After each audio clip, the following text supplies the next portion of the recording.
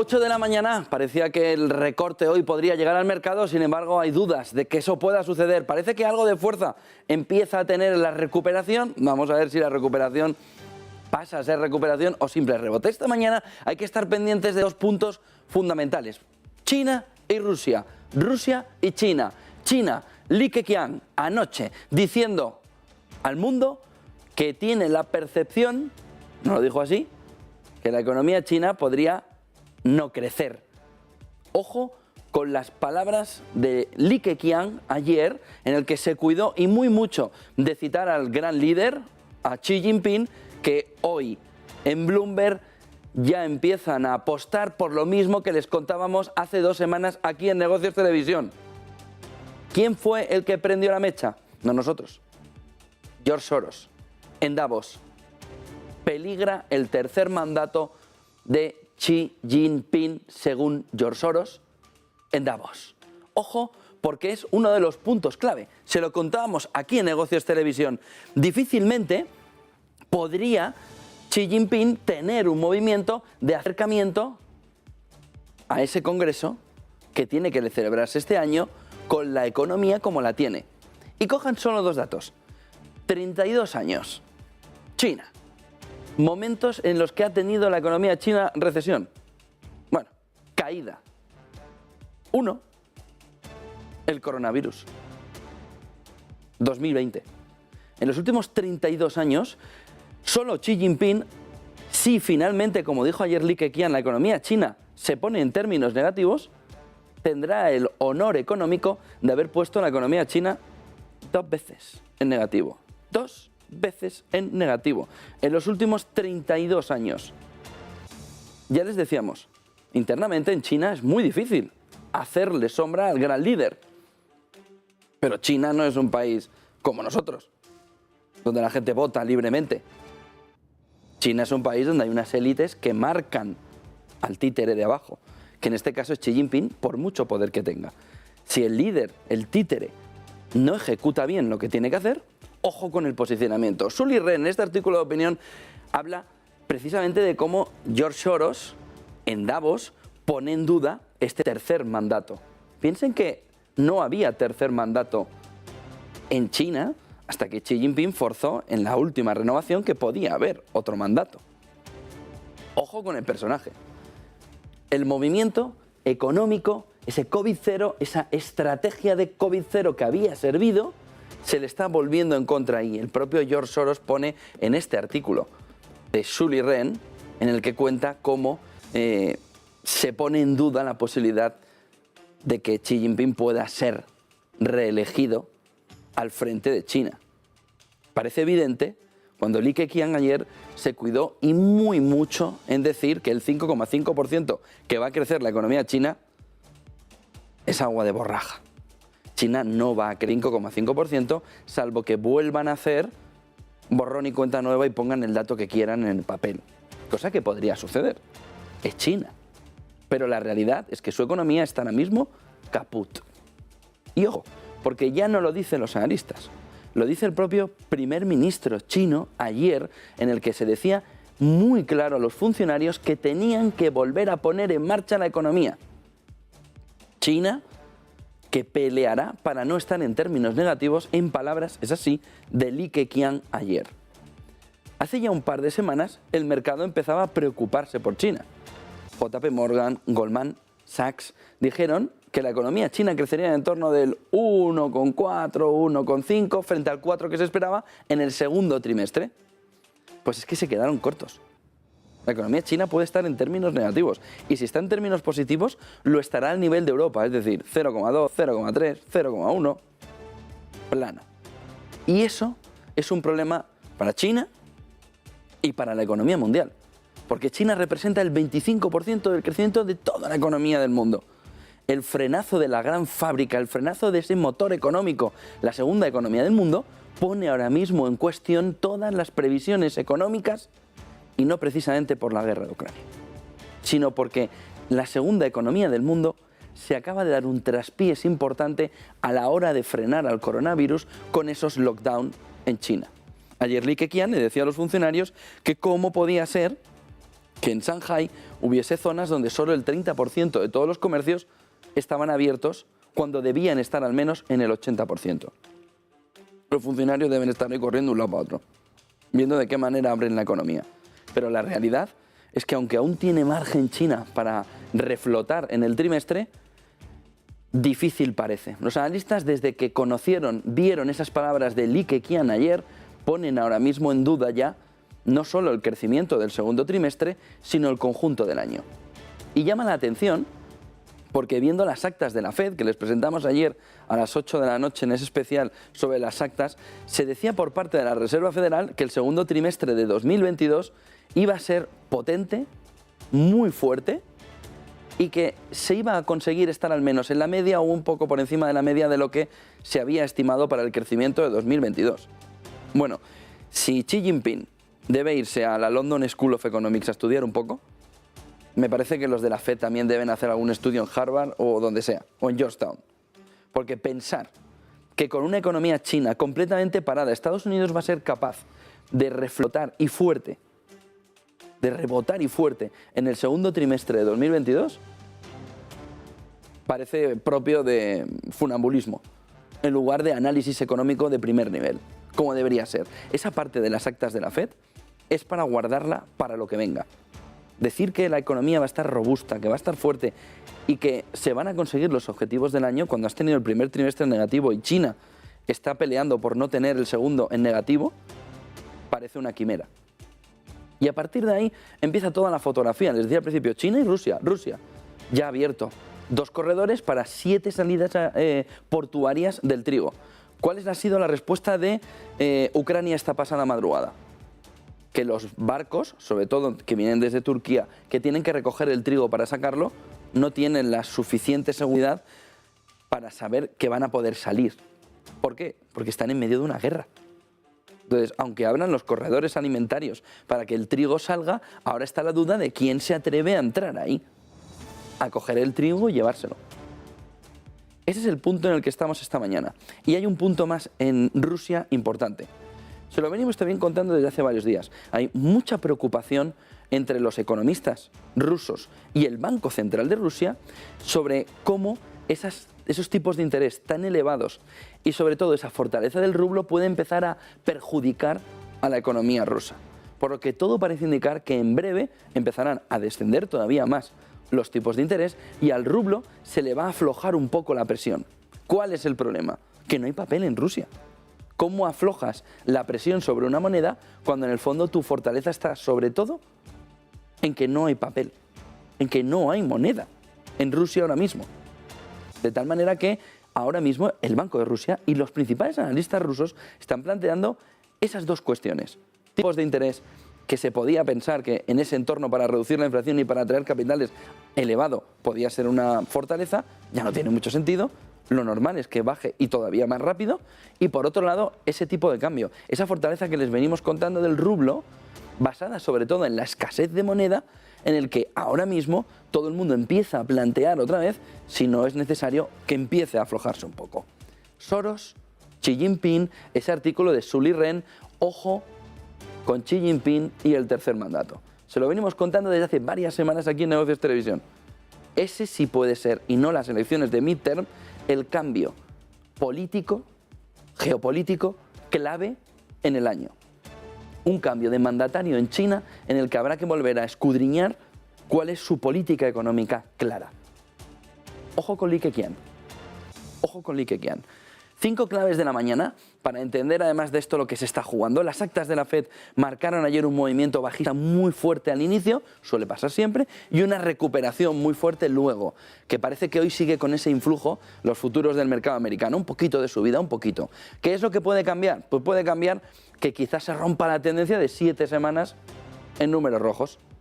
7 semanas en las que en términos semanales la economía norteamericana, Wall Street, perdón, estaba en términos negativos. Puede cambiar, puede dar la vuelta y sería un cambio importante por muy leve que fuera, como el crecimiento de China. ¿Qué es lo que dice la Fed? 2 subidas más de 50 puntos básicos y luego un wait and see. Vamos a subir 50 y 50 y luego vamos a esperar Vamos a ver la economía, vamos a ver China, vamos a ver Rusia, vamos a ver Ucrania, vamos a ver el conjunto económico y vemos. Esa flexibilidad que ayer dio la FED de decir, sí, yo ahora sé que tengo que subir porque me tengo que dar un subidón para tocar la inflación y ponerme más o menos al nivel de la curva, tendrá flexibilidad posterior.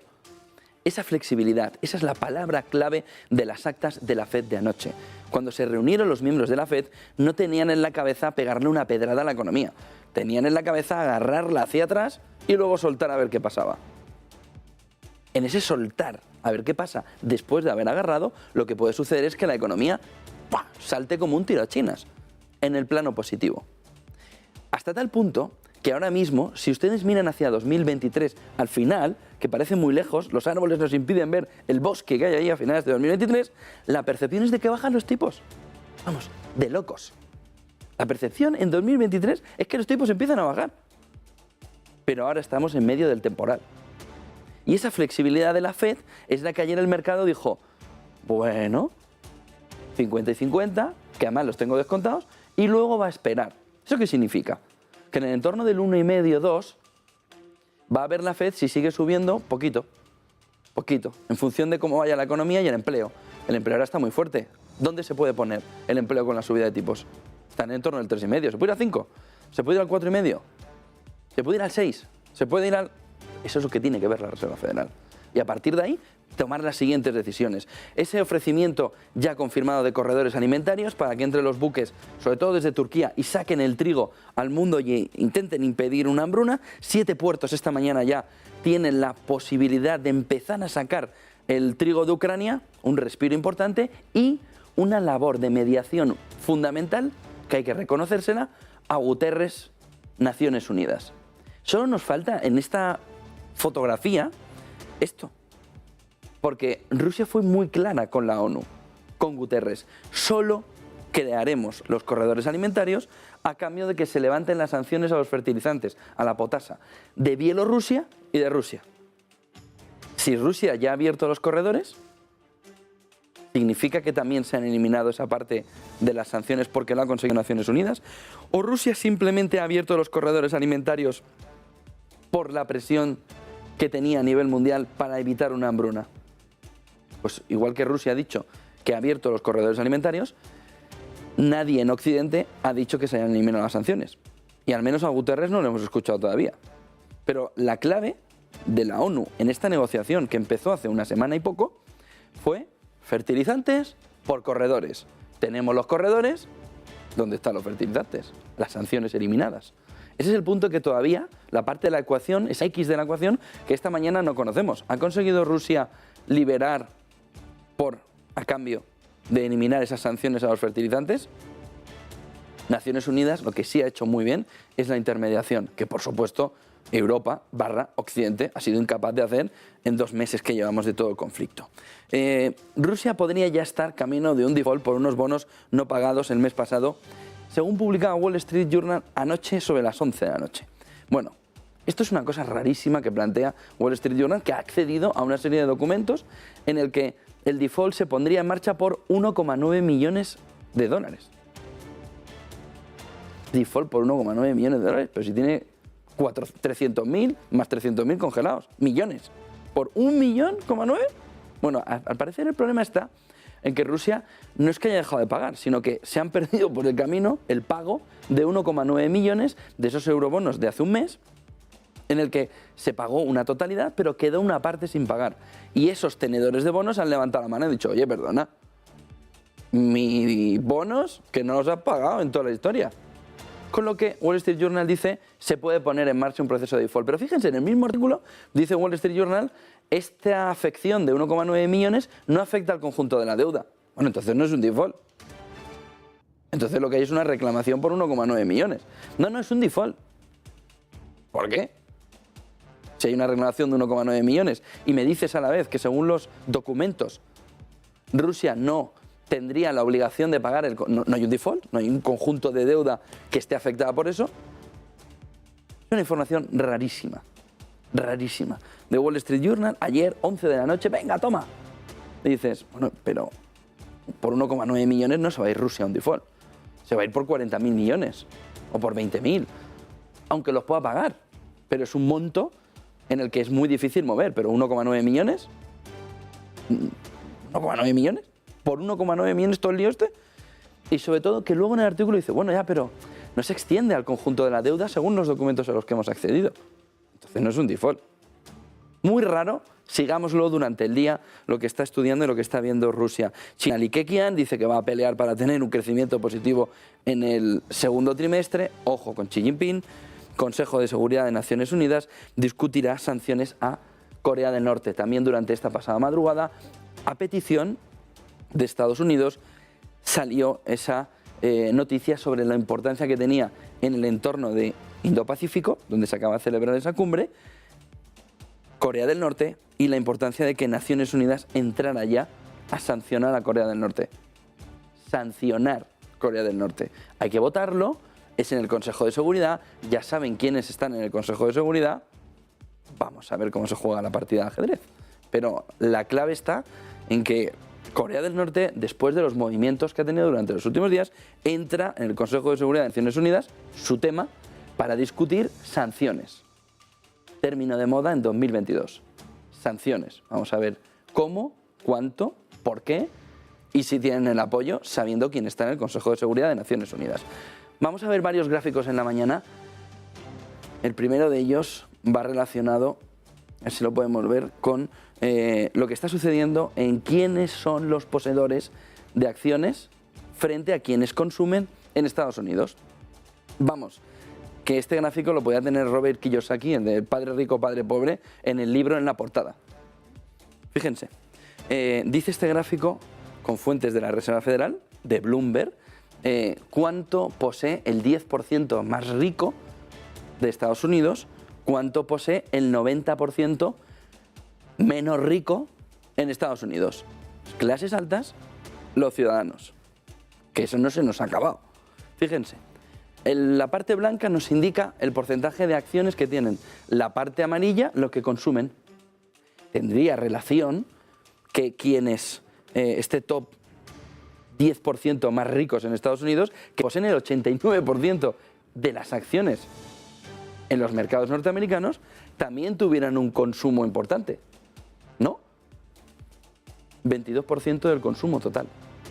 Es decir, el 10% más rico de Estados Unidos solo gasta el 22% en consumo diario, entiéndanme, en consumo. Pero poseen el 89% que le va generando más rentas, más rentas, más rentas, más rentas. ¿Qué hacen los que tienen menos dinero? Consumen algo que no les aporta rentas. Solo tienen el 11% en los mercados. El 90% de los americanos, de los estadounidenses. El 90%. Y sin embargo, fíjense, consumen el 78%. 11%, 89% en bolsa o en mercados. 78%, 22%. Fíjense en el movimiento de, por eso decía de Robert Kiyosaki, la importancia de cuál es el destino de tu dinero. El consumo en bienes y servicios que se evaporan, que se van, que los consumes y se han perdido, que ves la película y se acabó la historia, que te suscribes a Netflix y pasa el mes, pero tú solo pagas y no recibes. Es Robert Kiyosaki en estado puro. Es Padre Rico, Padre Pobre en estado puro. O el que dice, no, pues si yo, a mí el Netflix ese me da lo mismo. O lo que sea. O lo que sea. O el partido de fútbol. No, que yo no veo nada. Que yo mis acciones, 89% de todas las acciones lo tienen un 10%. El resto se dedica a consumir, a consumir, a consumir. Y lo diferente de este gráfico es que la percepción estaba en que este grupo al menos gastaba por aquí. No, es que gasta lo mínimo. Bueno, es que no gasta. Gasta lo que necesita y poco más. Y el resto del dinero a producir. A producir, a producir una columna de activos. Esto es una columna de activos. Esto es una columna de activos. Yo invierto dinero que me retorna mes a mes y que me hace tener más, y que me hace tener más, y que me hace tener más. El que invierte aquí tiene menos, tiene menos, tiene menos. Es un gráfico de lo mejorcito que hay en la mañana para entender a Robert Kiyosaki para entender cómo se formula, cómo se crea una columna de activos, que no hay otra manera que evitar los caprichos, que no hay otra manera que evitar los bienes y servicios. Pero, ¿dónde conduce a la economía? ¿Dónde te conduce como ciudadano la economía? Al consumo de bienes y de servicios. ¿Qué sucedería en la economía si este 90% de ciudadanos deciden convertirse en esto? O al menos deciden dejar de ser el paria económico que solo consume bienes y servicios. Que la economía se caería al suelo. Todo se sustenta porque este 78% de todo el consumo lo hacen el 90% de los ciudadanos, de los contribuyentes. Si ese grupo, que es mega mayoritario, dejara de consumir bienes y servicios, la economía se desplomaría. De tal manera que si este grupo pasara aquí, el valor de esto se vendría al suelo, porque no habría quien consumiría. Este 10% de ricos, son una plaga para la economía. Lo que pasa es que son necesarias, gracias a estos. Sin estos, no son nada. Pero estos, si pasan a ser estos, tirarían la economía al suelo y se arruinarían también. Fíjense en el modelo económico en el que estamos montados ahora mismo encima, ¿eh? Fíjense en el modelo económico con pies de barro en el que estamos ahora mismo. Para que unos sean muy ricos, el modelo nos lleva a que unos tienen que consumir bienes y servicios a destajo. Se lo tienen que dejar todo y poseer muy poquito. Te dejo un 10%, en este caso un 11%. Es uno de los mejores gráficos que hay en la mañana, ¿eh? Con muchísima diferencia para entender en qué modelo económico estamos y cómo este 10%, 11%, de 10%, perdón, de los más ricos en Estados Unidos, tienen todo el poder. Son los amos. Económicamente hablando, son los amos. Lo gobiernan todo, económicamente. Porque las empresas en las que ellos invierten son las empresas en las que estos consumen. El modelo solo se sostiene con este gráfico. Podemos ponerlo un poquito más arriba, un poco más abajo. Solo se sostiene con este gráfico. Este es el modelo capitalista que hemos creado. 9, 8 y 22. Vamos a ver más gráficos que nos ven o que nos reflejan cómo va el movimiento, sobre todo en Nasdaq. Ayer había muchas preguntas sobre qué pasa con Nvidia, qué pasa con el Nasdaq, qué pasa con ese movimiento en el que, como ven aquí, fíjense, esto nos está marcando el movimiento de dinero que sale del mercado o que entra en esa circulación, y este es el movimiento del Nasdaq. Fíjense en el movimiento de caída del Nasdaq provocado por la cantidad de dinero que sale, por la cantidad de movimiento. Por supuesto, ya estamos al nivel del coronavirus.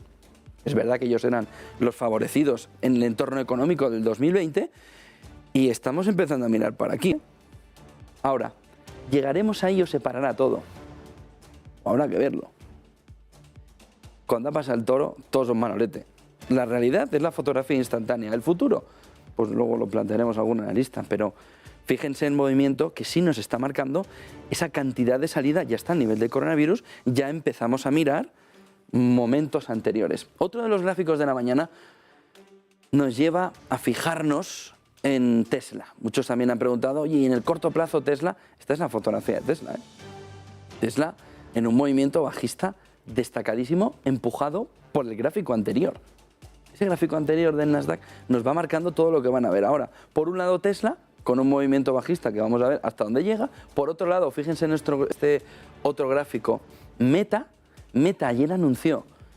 ayer dijo Zuckerberg, que iba a ser deficitario el metaverso, sobre todo en el corto plazo, que era llegó a decir que aquello era, haya que meter dinero y meter dinero y meter dinero y meter dinero. ¿Se acuerdan el gráfico de antes? Ese 89%, ese 10% de ricos que tienen el capital y otros que consumen, pues Meta lo que dijo ayer, que está aquí en el 10% de los ricos, es que a estos no les ha estimulado suficiente para que su dinero crezca todavía más. Denle la vuelta al mensaje. No, es que todavía hay que invertir mucho más. Sí, tienes que invertir para movilizar a que éste consuma en lo que tú quieres que consuma, que en este caso es el metaverso, que es lo último que te has inventado para que este consumidor ya no tenga absolutamente nada. No, es que me compré una casa, y dice, bueno, pero al menos tengo la casa. No, es que me he comprado una casa en Roblox y dices, pero, ¿qué has hecho? No, pero la tengo en Roblox. Ay, qué guay, ¿no? Vamos a tomar una cervecita. Ay, no, que no se puede. ¿Vamos a tomar algo? ¿Cervecita sin alcohol? ¿Vamos a tomar algo? No, no se puede. Ah, pero me lo paso súper bien, me pongo unas gafas virtuales. Pero chicos, a correr.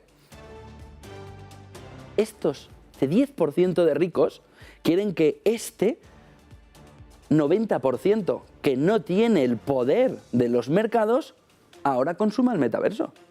Lo dijo ayer clarísimo Zuckerberg.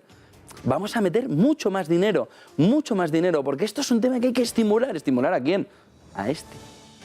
Al 90% que no tiene los mercados, pero que tiene la capacidad de consumo porque el mercado le mueve a consumir en bienes que no tienen retorno para nada en ellos.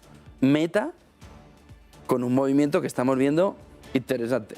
Fíjense, porque el otro protagonista de la jornada de ayer es Nvidia.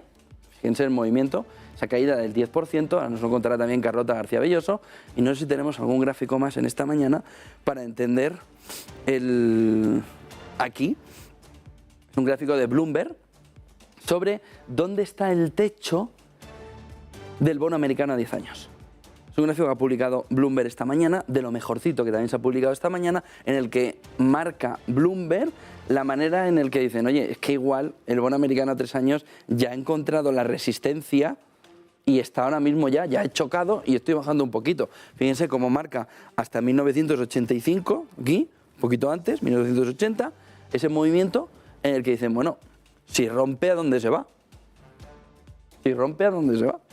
Entonces, ojo con el bono americano a 3 años, todo el que, a 10 años, perdón, todo el que diga, pues sigue siendo oportunidad, sigue siendo una oportunidad. Cuidado, que entre el 10% más rico, que entren ellos en el bono americano a 10 años, que es buen momento para ellos.